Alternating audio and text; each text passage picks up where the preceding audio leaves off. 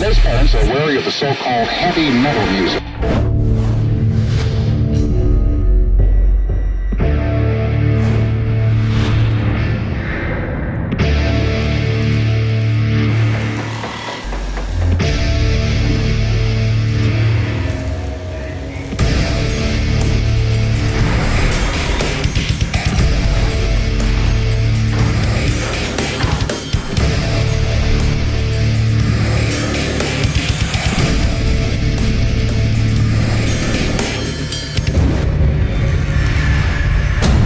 Salut à tous, METALXS, c'est l'essentiel de l'actualité métal et dérivé en quelques minutes. Interview, news, le tout en images, METALXS est de retour en exclusivité sur RIFFX by Crédit Mutuel, la plateforme de toutes les musiques, tous les talents, en partenariat avec Artforce. C'est parti!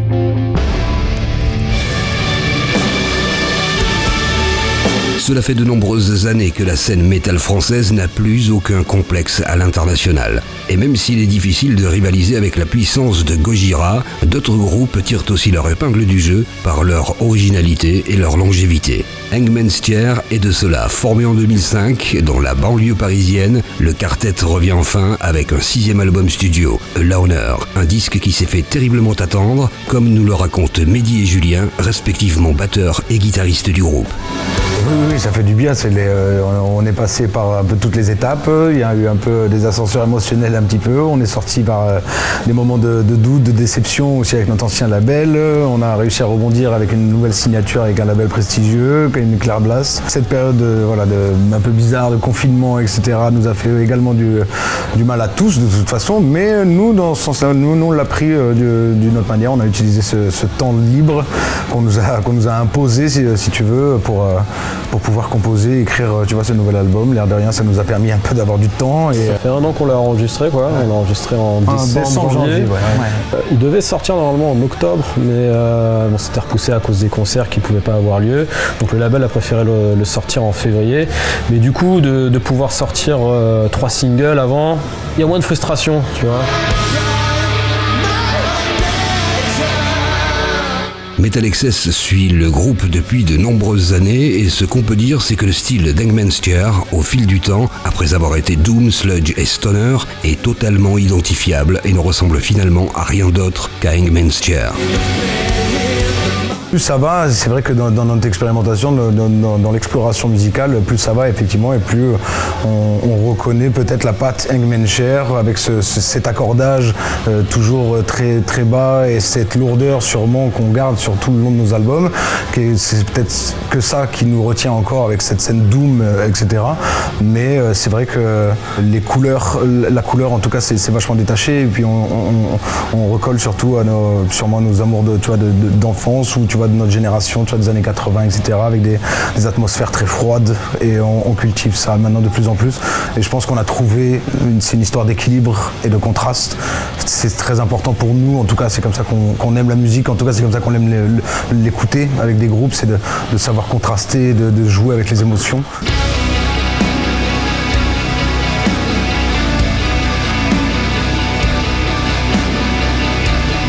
En découvrant le clip Cold and Distant avec l'actrice Béatrice Dalle et celui de Loner, on est frappé par la dimension cinématographique de la musique d'Hangman.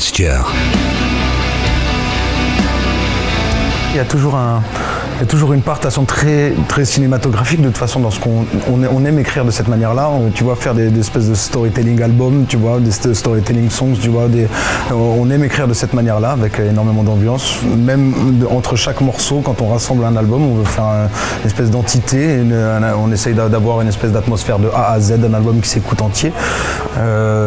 C'est quelque chose, c'est une approche en tout cas qui c'est proche comme dans le cinéma, etc. Il y a quelque chose de très lié là-dedans de toute façon.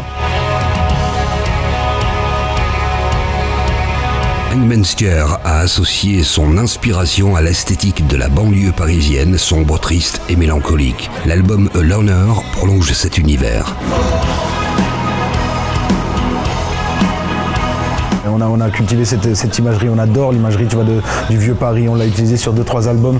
Le Banlieue Triste a été autre chose, on a voulu vraiment partir vraiment sur ce côté, raconter un peu le côté un peu banlieue 80, banlieue noire, banlieue rouge, tu vois, des années 80, avec toute l'esthétique qui va avec, tu vois, tout le contraste, tu vois, de cette ville, à mon avis, à cette époque, qui était en noir et blanc, en vrai, tu vois, donc c'est ça qu'on a voulu retranscrire à ce moment-là.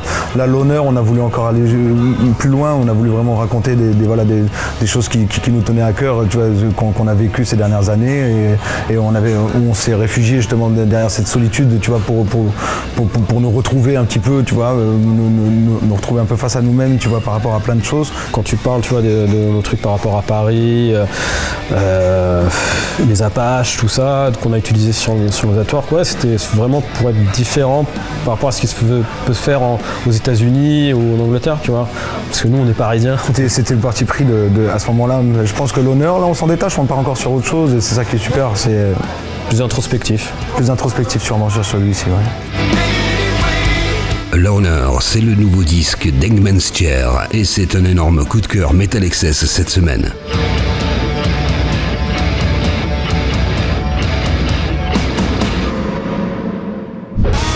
Parmi les albums attendus dans les prochains jours, notez sur vos tablettes Amorphis et Hello, 14e disque en studio des Finlandais. Culte of Luna et son métal moderne progressif avec The Long Road North. Eddie Vedder, le chanteur de Pearl Jam, en solo sur Earthling. Low Diversity, Spooky, Sextravaganza, Spectacular, un des 7 disques sortis par Lordi en un an. Un EP de Napalm Death, les maîtres du grind britannique, Resentment is Always Seismic. Once Human avec Logan Mather et Lauren Hart, Scarweaver. Les Québécois Voivode et leur 15e album au moment de fêter leurs 40 ans de carrière, Synchro Anarchy. Zilliard d'Or, le très original projet de Manuel Gagneux et un 3e album éponyme. Annihilator avec Metal 2, réenregistrement de l'album des Canadiens Metal sorti en 2007. Immolation et un 11e album pour les spécialistes du death metal new-yorkais Acts of God. By Night, le 8e album des Marseillais Dagoba. Et Goodbye John, le trio de Nashville avec See Where the Night Goes.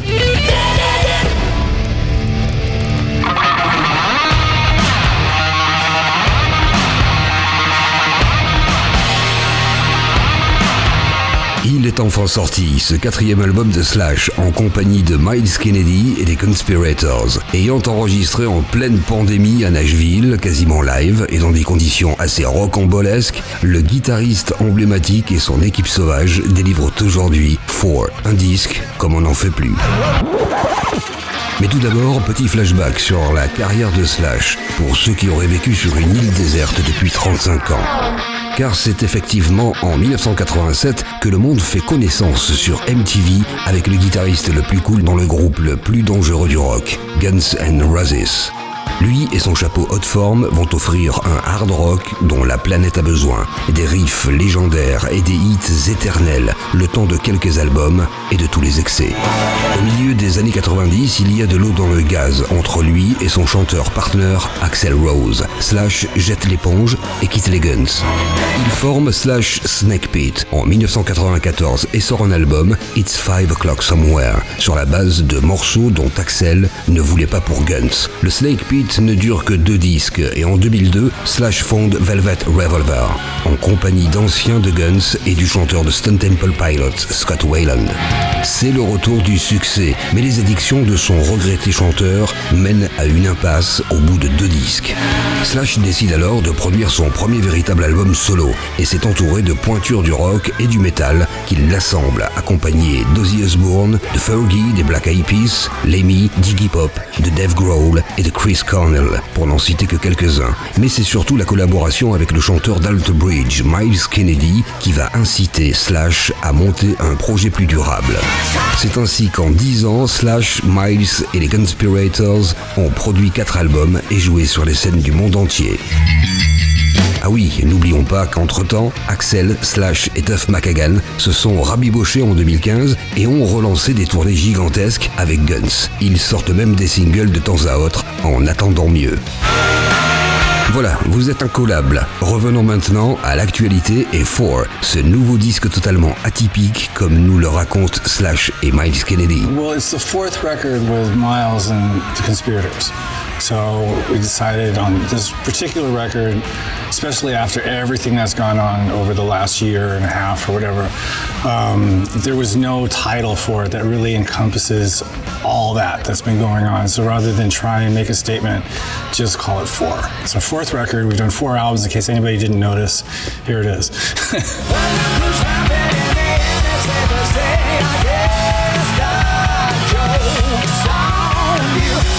Les sessions d'enregistrement ont eu lieu dans des studios mythiques de Nashville en compagnie du producteur Dave Cobb, que l'on connaît notamment pour son travail avec Sons. I talked to Dave on the phone and he said all the right things, and we both were on the same page as to what kind of production we wanted it to be and how we wanted to do it and what we wanted to use and so on and so forth. And so I was sold on the telephone call, and then when we showed up there, it was exactly what we wanted to do. We just performed the whole thing live. We had the amps in the room with the drums, which no producer has ever allowed me to do, and it was just a balls to the wall, just straight up live session. So this was the first time that we actually did all the guitars, bass and drums live at the same time and kept all those tracks, right? And then we also did the vocals live as well. Miles was in the booth next to us, and so 90% of the record is live.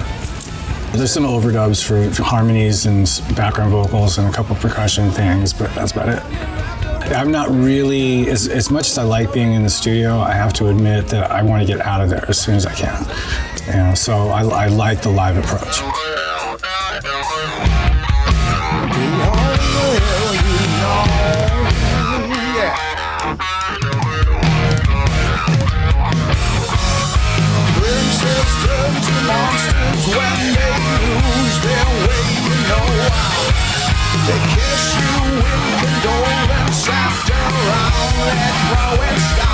You always try to do, you want to do that, you want that live feel, but when it's all said and done, by the time you have all the overdubs and all that, it turns into a different thing. This was pretty much a live record, you know, speaking from my standpoint. It's 80% were just, what you hear was basically the scratch tracks. So it was for a certain reason, but it was, yeah, so some of the songs were like maybe 1 or 2 passes, and that was the vocal.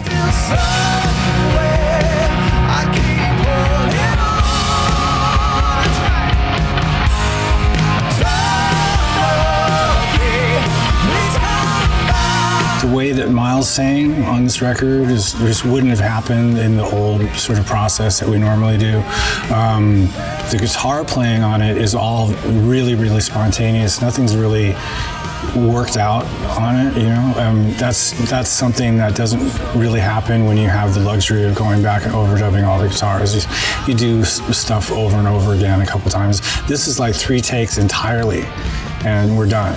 You know, so there's a lot of mistakes on there. There's all kinds of shit, but it's very cool, and it's just a vibe that you can't get doing it really any other way.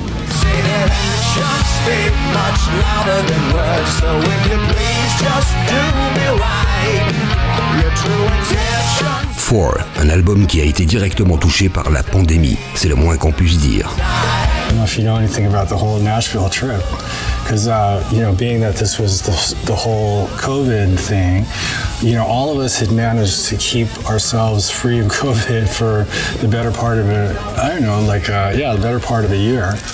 And we actually took precautions. We got a tour bus to drive us from this, you know, we went from Vegas, because a few of the guys live in Vegas. So we got a tour bus together, and we arranged to drive all the way to Nashville. That way we didn't have to deal with the airports or any other kind of public exposure, right? So, you know, the bus came to my house in LA. I took the bus up to Vegas, and Miles took the bus, or drove his car down from Spokane. We all met at the doctor's office, got tested, right? And everybody was clean, and we got on the bus and drove all the way to Nashville, got to Nashville, dropped off the gear, got up the next morning, and recorded the whole record in 5 days. And then Miles says, at the end of that whole thing, he calls me up, and I'm looking at my phone, I'm like, that's Miles, why would he be calling me? He's in the building. It was crazy, because everybody in the organization will tell you that the one guy who was all freaked out I think everybody was, but I was, I'm a hypochondriac in the first place, so this whole thing has, been really interesting to navigate. And so strangely enough, I was the first person to get it. And it was like a domino effect from there. And I said, hey, I got COVID. Like, we're gonna have to, I'm sorry, I don't know how we're gonna, and we were all staying in the same house together. So this was excuse my French, but this was a total shit show. And so yeah, we all basically had to quarantine and try and finish a record. And it was interesting. We were lucky because we got the majority of the record done, because it turned out Miles was positive, and then subsequent testing after that, Brent was positive, and Todd was positive. So those guys sequestered into their bedrooms at this Airbnb that we were living in, right? So that was that, and there was very minimal overdubs to do, so I got into the overdubs, and then I was like, so I went and got a vaccine shot, and then a couple days later I tested fucking positive. So we did the overdubs, and I had to go into the fucking quarantine, and the other guys started getting better, so finally they got out and came in and did some overdubs. And actually we did some overdub vocals over at the house. We set up the equipment in the guest house, and Miles did his background vocals with Todd there. So it was really sort of comical. Anyway, so they were better. They went back to the studio, finished the percussion, then I got better. I got better quick. I tested negative like 5 days later, and went back, and then we mixed the whole thing and came home. So it was, all in all, the whole thing was a very memorable adventure.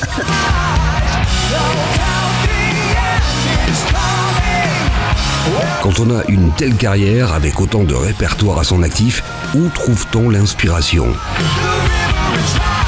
Well, let's see. I mean, during the making of this record, I was listening to a lot of movie soundtracks, because I love movie scores and movie soundtracks and all that kind of thing. So I'd been listening primarily to that every day, driving back and forth from the house to the studio.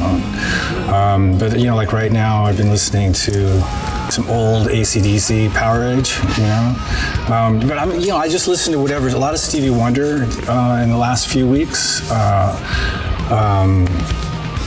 Intervisions, and songs in the key of life. So yeah, I just listen to random stuff that I feel like listening to, or I just try and find shit on the radio, which is a little bit more difficult. But. Comment expliquer la longévité de ce groupe qui paraissait n'être qu'un projet temporaire au tout début? It's a lot of laughing. It's just a lot. I think everybody has a real good sense of humor, and Todd and Frank, like when those two get going, it's just like it's the comedy hour. So that's great because it kind of breaks the ice. Yeah, I mean, we've been through so many different things around the world. There's just there's a tremendous amount of history now. I mean, it's a decade, more than a decade, which is hard to imagine. So you definitely bond through all that. And it is interesting, is even if we haven't seen each other in months, I'm trying to remember the longest we've gone without connecting. It's just like riding a bike. You get in a room and it's like, oh yeah, there's my bro, and we just kind of pick up where we left off. And so that's great.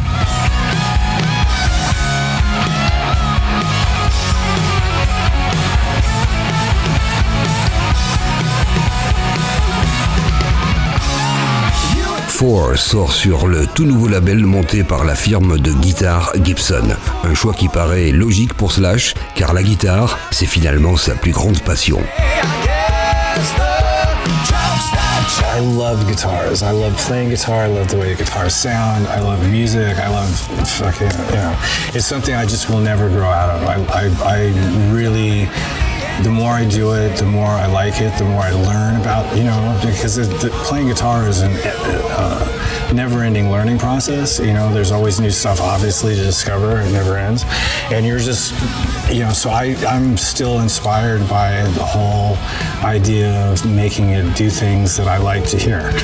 I'm still learning all the kinds of new stuff about playing and about what I'm capable of doing and so on. And still, I'm a rock and roll guy, but there's just all these things that I haven't really, done yet. So I'm still working at it.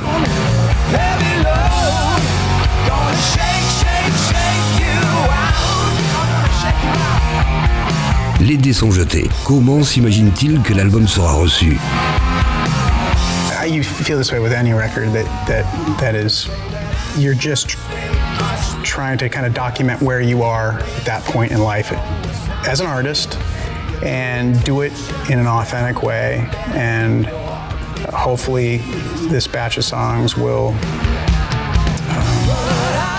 resonate and make people happy. Maybe these have been kind of crazy times. So hopefully there'll be some moments on there that'll make someone feel better. Or maybe there'll be something that they'll hear and they'll go, hey, I can relate to that. And that's all good. And there's that strength in knowing that somebody else feels the same way you do about something. Or maybe it's just as simple as that's a badass riff. Comme dit Slash avec sa simplicité habituelle, l'album est intitulé 4 parce que c'est le 4e, faut pas chercher plus loin. Dans METALXS, on vous le recommande chaudement si vous aimez le bon hard rock américain riche en guitare avec cette authentique énergie live. En 2022, c'est tellement rare que c'est précieux. Voilà, METALXS, c'est terminé pour aujourd'hui. On se retrouve dans 15 jours pour un nouveau numéro avec toujours plus d'interviews, de surprises et de contenus inédits. Merci de nous avoir suivis et n'oubliez pas de prolonger l'expérience métal sur RIFFX.fr. Salut!